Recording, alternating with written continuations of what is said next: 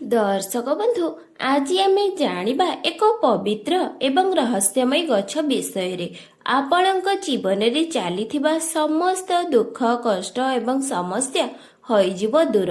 से गछटी होउची अपामार्ग गछ। आपण माने अनेक समय रे सुनिथिबे जे अपामार्ग गछ घरर नकारात्मक शक्ति को दूर करिथाए। तेबे दर्शक बंधु आज भिडियो रे जानिबा अपामार्गर अर्थ कौन, एही गछ को एते पवित्र कहीं मना जाए एवं एहार धार्मिक और आयुर्वेदिक महत्व कौन, भिडियोटी को शेष पर्यंत निश्चय देखंतु। दर्शक बंधु अपामार्गर अर्थ कौन? अपामार्ग गछ एक औषधीय एवं पवित्र गछ। एहाको ओडियारे केतेक स्थान रे अघड़ा बा चिरचिटा मध्य कुहा जाए। एही गछ को अरामना गछ भावी उपाड़ी फोपाड़ी दउछि। एहा प्रायतः रास्ता कूले खाली जमी रे एवं जंगल रे देखा जाए।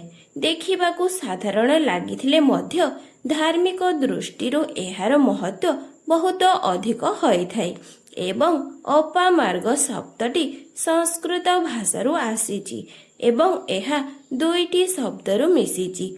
अप अर्थ दूर करिबा, मार्ग अर्थ बाधा बा खराब पथ।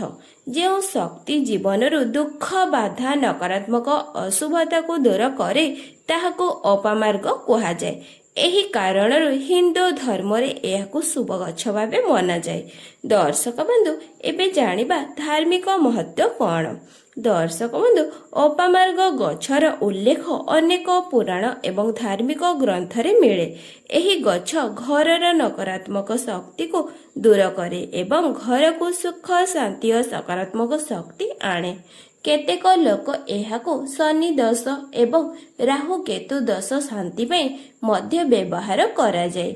दर्शक बंधु आयुर्वेद रे अपामार्ग आयुर्वेद रे गुण जदि आपण कौनसी रोग को नहीं चिंतित अछंती, लक्ष लक्ष टंका खर्च करचंती, तापरि भी कौनसी लाभ प्राप्त होई पारु नाही, तेबे आपण एही गछ को व्यवहार करि परिबे एवं अपामार्ग गछर मूल पत्र एवं डाल औषध भावे व्यवहार करि परिबे एवं लोकमाने काश चर्म रोग घा अन्य समस्या रे एहाको व्यवहार करुथिले।